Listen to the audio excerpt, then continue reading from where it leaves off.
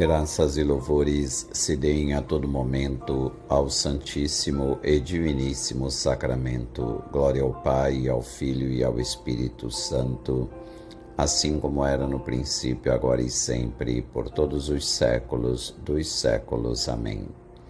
Sob a magnificência do Santíssimo Sacramento, iniciemos nossa reflexão e oração nesta quinta-feira da 18ª semana do Tempo Comum.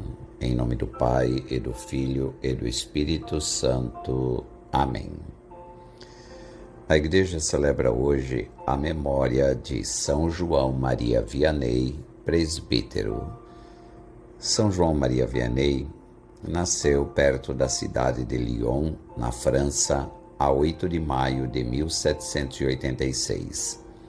Cedo descobriu a sua vocação para o sacerdócio, mas foi excluído do seminário pela sua dificuldade nos estudos.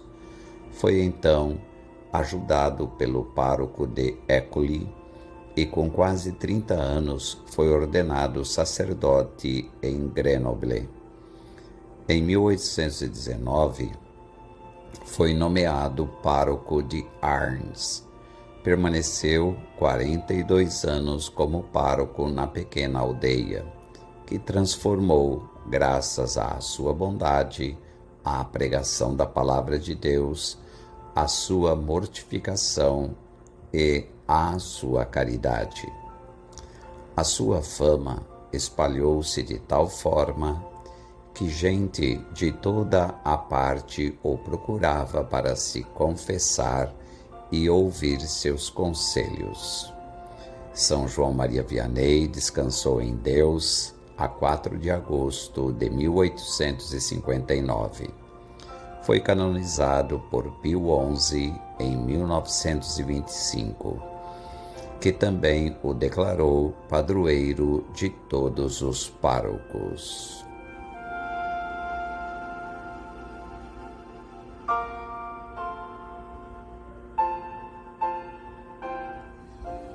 Oremos todos neste dia com a Virgem Santíssima, confiando na sua intercessão. Oremos para que os santos mistérios do Divino Espírito Paráclito iluminem muitas pessoas generosas, prontas para servir com maior disponibilidade à Igreja. Oremos pelos pastores e pelos seus colaboradores, para que encontrem sempre as justas palavras ao proporem aos fiéis a mensagem da vida sacerdotal e consagrada. Oremos para que todos os ambientes da Igreja, os fiéis acreditem com renovado empenho no ideal evangélico do sacerdote, completamente dedicado à renovação do reino de Deus, e favoreçam com decidida generosidade tais vocações. Oremos pelos jovens, aos quais o Senhor faz o seu convite para o seguirem mais de perto, para que eles sejam capazes de desapegar-se das coisas deste mundo e abrir o próprio coração à voz amiga que os chama, para que eles se sintam corajosos para se dedicarem a si mesmos por toda a vida, com o coração indiviso a Cristo, à Igreja e às almas. E para que eles acreditem que a graça lhes dará a força para uma tal doação, e vejam a beleza e a grandeza da vida sacerdotal, religiosa e missionária. Oremos pelas famílias, para que estas consigam criar o clima cristão adaptado para as grandes opções religiosas de seus filhos. E, ao mesmo tempo, Agradeçamos do coração ao Senhor pelo fato de, nestes últimos anos, em muitas partes do mundo, jovens em tão grande número e também pessoas menos jovens estarem a responder em quantidade crescente ao chamamento divino.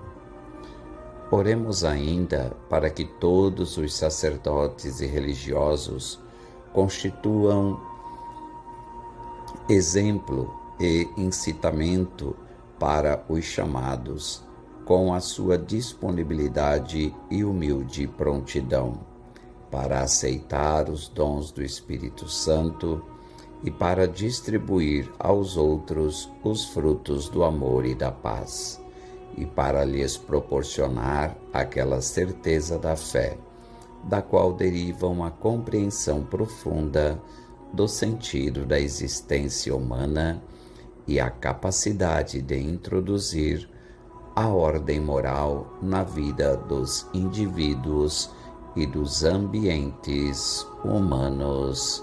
Amém.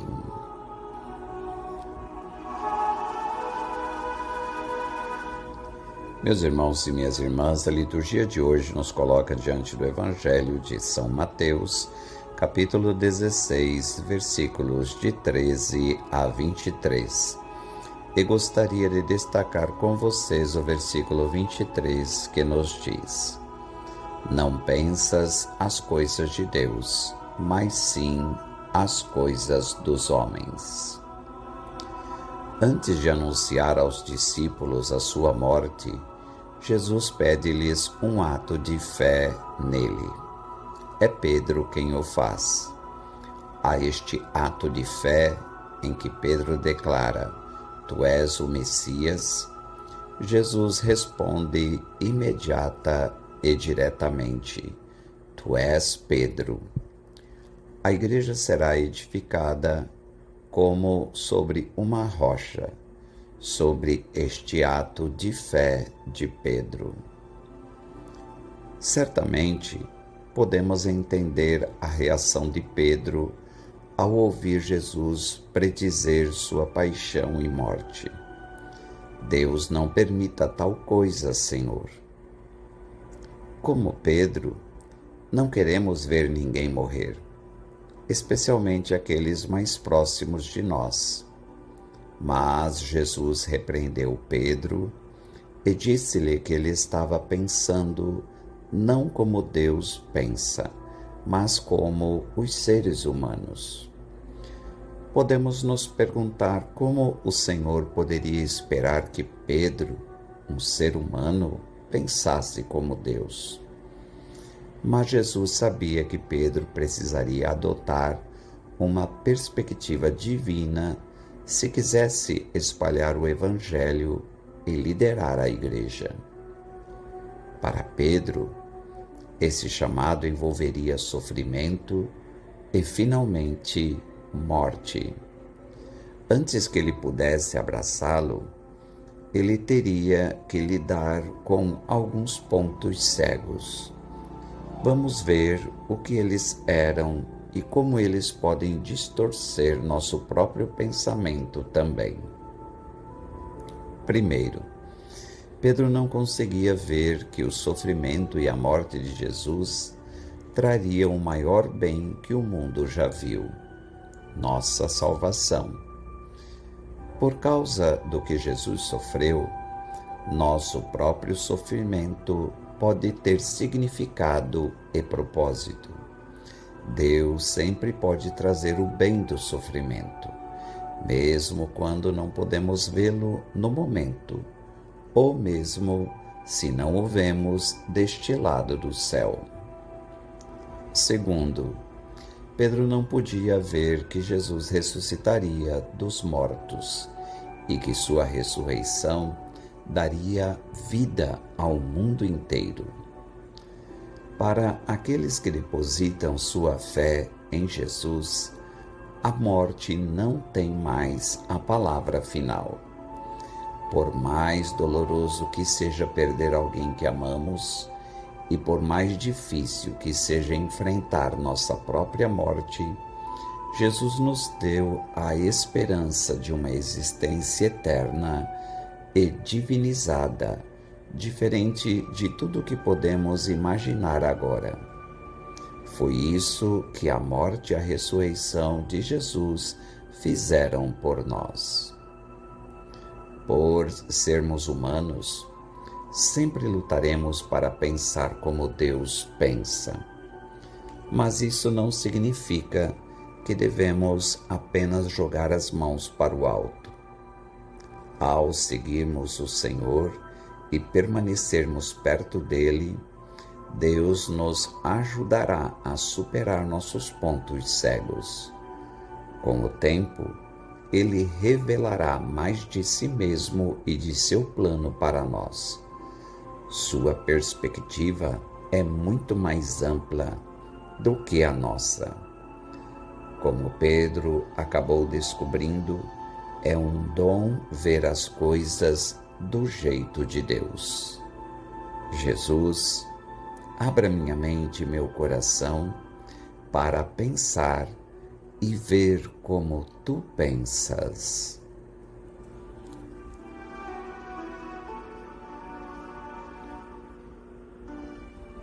Oremos juntos esta palavra. Senhor Jesus, em São João Maria Vianney quiseste dar à Igreja uma comovente imagem da tua caridade pastoral. Que possamos, como ele, diante de tua Eucaristia, aprender como é simples e instrutiva a tua palavra de cada dia, como eterno o amor com que acolhes os pecadores arrependidos, e como é consolador abandonar-nos confiantemente à tua Mãe Imaculada. Por intercessão do Santo Cura d'Ars, faz que as famílias cristãs se tornem pequenas igrejas, nas quais todas as vocações e todos os carismas, infundidos pelo teu Santo Espírito, possam ser acolhidos e valorizados. Amém.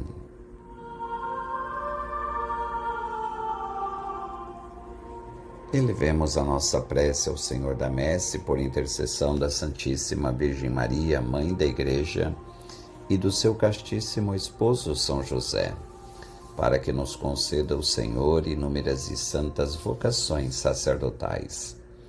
Ave Maria, cheia de graça, o Senhor é convosco, bendita sois vós entre as mulheres, e bendito é o fruto do vosso ventre, Jesus. Santa Maria, Mãe de Deus, rogai por nós, pecadores, agora e na hora de nossa morte. Amém. Maria, Mãe da Igreja, rogai por nós. São José, rogai por nós.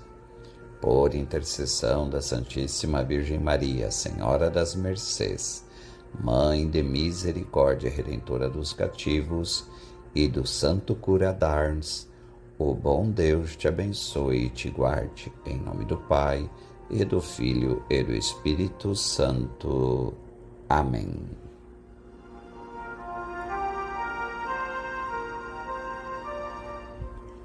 Até amanhã, se Deus assim o permitir.